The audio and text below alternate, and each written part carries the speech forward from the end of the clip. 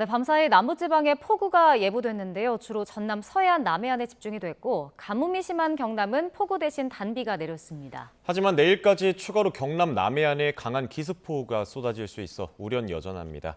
김승배 한국자연재난협회 본부장과 함께 현재 가뭄에 이은 호우 상황과 앞으로 전망까지 짚어보겠습니다. 어서 오십시오. 네, 일단 밤사이에 보니까 이제 호남 서해안 쪽으로 비가 집중됐었습니다. 그리고 지역별로 이제 호우 긴급 재난 문자가 발송되기도 했었는데 일단 어느 지역에 얼만큼 비가 내렸던 건가요? 가장 많이 온 지역이 목포, 그 옆에 진도 지역인데요. 네, 목포에 한 140mm 정도 비가 내렸는데 이렇게 갑자기 많은 비가 내리면서 이제 침수 피해도 생겼습니다. 그 원인이 남쪽에서 고온다습한 비의 원료가 되는 수증기가 하층 제트기를 타고 주로 전남 남해안 쪽으로 집중이 됐거든요. 네. 자, 이게 그 폭이 넓지 않아서 매우 국지적으로 강한 비가 내렸습니다. 그래서 전라도 지역도 장마 기간 동안에 비가 적게 내려서 비가 적은 상태였는데 그나마 큰 도움이 될 것 같고요. 저 경상도, 영남 지방은 이 서쪽 전남보다는 조금 덜 내렸는데 그나마 그 지역에 지금 소방차로 물을 뿌리고 있는 상황이잖아요. 네. 그런데 하늘에서 한 20에서 40mm 정도 비가 내렸으니까 큰 긴급한 그런 해결에는 많이 도움이 되는데 문제는 이렇게 앞으로 좀 더 자주 여러 차례 내려줘야 이제 완전 해결이 되는데 하여튼 오늘이 일요일인데 좀 지켜봐야 될 것 같습니다. 네, 목포와 해남 또 영암엔 재난 문자가 지금 발송됐는데 이 재난 문자 기준이 또 어떻게 되는 건지 또 얼마나 위험한 건지도 한번 설명해 주시겠어요? 그렇습니다. 기상청이 이제 호우특보라고 그래서 호우경보 또는 호우주의보를 발령을 합니다.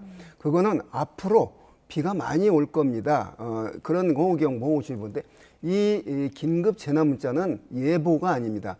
이미 이 지역에 비가 많이 왔습니다. 그래서 과거 기준은 호우 긴급 재난 문자 기준은 1시간에 50mm 그리고 3시간에 90mm 비가 이미 내렸을 때 또는 1시간에 72mm 비가 내렸을 때 이제 기상청이 그 지역에서 수집되는 휴대폰 번호에 긴급 재난 문자를 내보냅니다. 네. 이미 비가 왔습니다. 오겠습니다가 아니고 이미 왔습니다. 빨리 대피하시오. 이런 문자인데 올해부터 바뀐 게 재난성 호우 긴급 재난 문자라고 해서 더 강화됐죠. 1시간에 80mm 그리고 15분에 25mm 강수가 왔고 또는 1시간에 100mm 이상 비가 내렸을 때는 재난성 호우 긴급 재난 문자를 발령을 합니다. 네. 자, 그 문자를 받으면 앞으로 비가 그 정도 온다는 얘기가 아니라 이미 왔습니다. 빨리 피하십시오. 그 낮은 곳에 있는 곳, 지하에 있는 분들, 지하 차도에 있는 분들, 지하 주차장에 있는 분들 이런 분들은 빨리 대피하시오. 이제 이런 문자인데 그 호우 경보와 주의보와 차별화된 그런 그 기상 정보입니다. 네.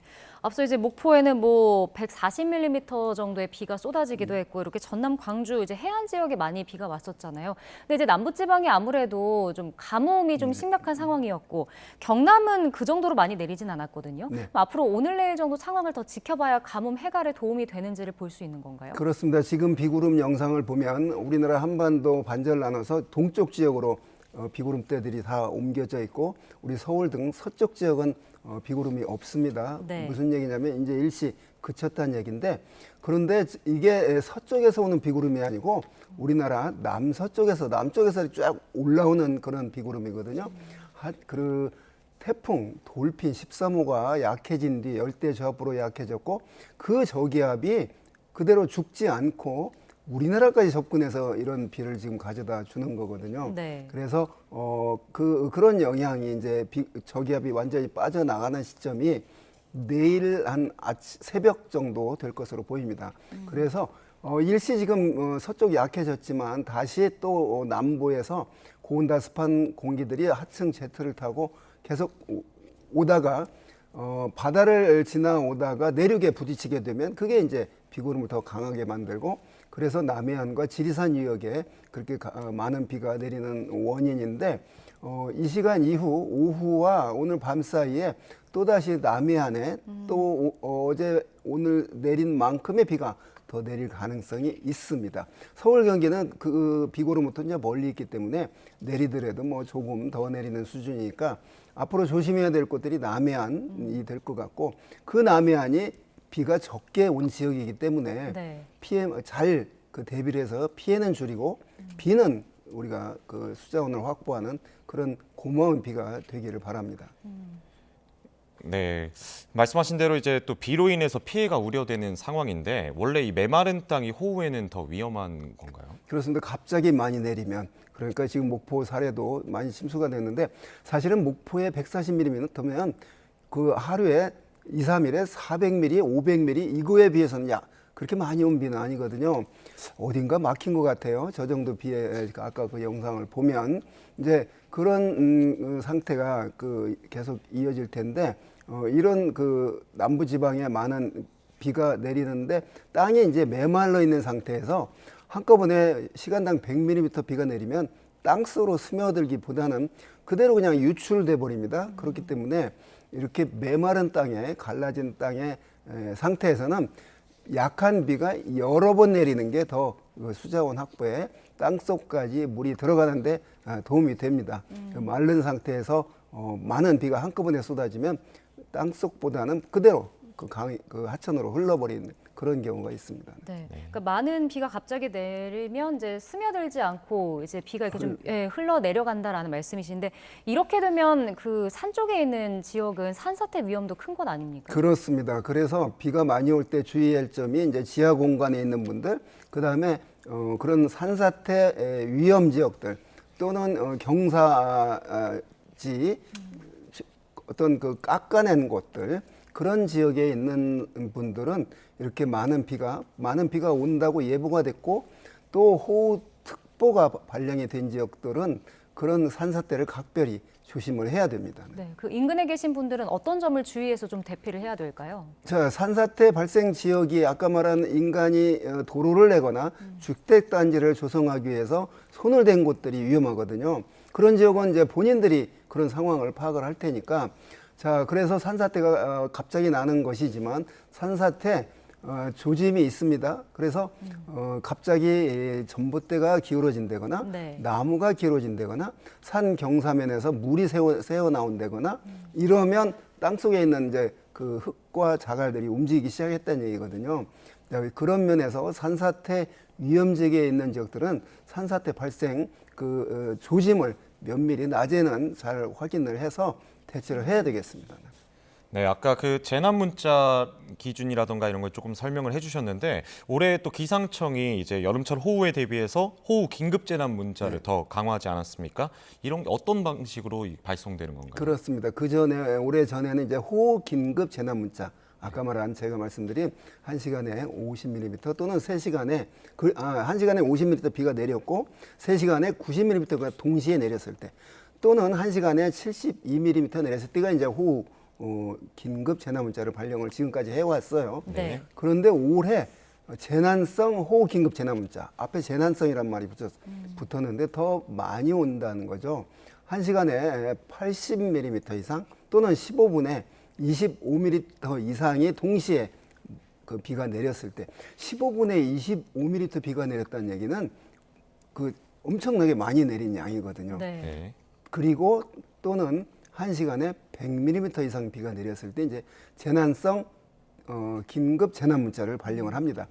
그런 그 비가 내렸을 때 그 지역에서 있는 휴대폰에서 수집된 번호에 기상청이 강제로 그냥 문자를 내보내는 거거든요. 네. 그런 정보는 받으면 빨리 낮은 곳에 있는 분들은 높은 곳으로, 그 재난을 피해를 줄이기 위해서는 36개가 가장 그 좋은 방법이라고 그랬어요. 무슨 얘기냐면 태풍이 오거나 무슨 이런 호우가 오고 나면 그 지역을 빨리 벗어나라, 도망가라. 이게 가장 최선의 재난 피해를 줄이는 대책 중에 하나라고 합니다. 네, 지금 잠깐 얘기해 주셨는데 이렇게 호우가 쏟아지면은 낮은 곳에서 높은 곳으로 이동해라. 그리고 이제 그 지역을 벗어나라라는 말씀이신데, 그럼 구체적으로 좀 호우가 내리기 전이라든지 내리고 있을 때 대피 요령도 좀 한번 설명해 주세요. 우선 아까 그 목포 사례를 보듯이 그 정도 비가 1시간에 100mm 오면 어딘가 막히는 거거든요. 그렇기 때문에 지하 공간 또 지하 주차장 그 배수구가 비닐이 덮여 있거나 낙엽이 덮여 있을 가능성이 있습니다. 그래서 그런 예보가 있을 때 빨리 그 배수구 그런 그 확보를 잘 해야 되겠고 네. 비가 오는 도중에는 지하 공간에 있는 분들은 아까 말씀드렸듯이 빨리 올라가야 되겠고 자 지하 차도를 비가 지금 많이 오고 있는데 호우 경보 수준의 비가 내리고 있는데 지하 주차장을 지하 차도를 들어갈 그 위치에 있는 분들은 가급적 들어가지 않고 네. 빨리 우회를 하는 그런 그 대피가 필요합니다. 낮은 곳에 있는 분들은 뭘 챙겨서 나갈 생각을 하지 말고 빨리 그 높은 곳으로 한 층만 올라가면 그 뭐 위험에서 벗어나는 거거든요. 네, 그 우리나라는 이제 또 최근에 태풍 간접 영향이나 이 남은 비구름의 영향을 좀 자주 받는 것 같은데요. 특별한 이유가 있을까요? 그 여름철이기 때문이죠. 사실은 지금 17개의 태풍이 지금까지 생겼는데 하나도 우리나라에 제대로 영향을 주지 못했습니다. 네. 6호 태풍 장미가 남해 동부해상에 6호 태풍 장미로 인해서 태풍주의보가 내려지는 바람에 우리나라에 영향을 준 태풍으로 기록이 됐는데 그건 남해 동부 먼바다거든요. 이 17개 태풍이 우리나라에 못 온 이유가 올여름이 유난히 더웠지 않습니까? 네. 그래서 그 이중 고기압이 우리나라를 덮고 있으면서 이 태풍이 우리나라까지 올 수 없는 그런 그 기압 배치였습니다. 그런 상태에서 이제 그 영남 지방은 물 부족도 겪고 이랬는데 올해 그 어떤 기압 배치 작년에 우리나라가 태풍의 영향을 하나도 받지 않은 해인데 올해도 아직은 내륙에 태풍으로 인한 비가 아직은 안 왔거든요. 네. 간접적인 영향은 저 태풍 돌핀이 지나갈 때나 동풍으로 인해서 서쪽이 후행 현상으로 더 고온 현상이 나타난다거나 이런 간접적인 영향은 있었지 태풍이 가져다주는 그런 강한 바람과 많은 비는 아직까지 없었습니다. 네. 작년 여름에 해서 지금까지 자 이대로 갈 것이냐 이제 8월 하순 이 북태평양 고기압 세력이 동쪽으로 빠지면 원래 가을 태풍이 더 무섭다고 그랬는데 이게 태풍의 길이 열리면 계속 올 가능성이 있습니다. 지금 태풍이 발생하는 남쪽 열대 바다의 그 몬순골이라는 그 남쪽 그 골에서는 태풍이 지금 계속 생길 수 있는 조건을 갖추고 있거든요.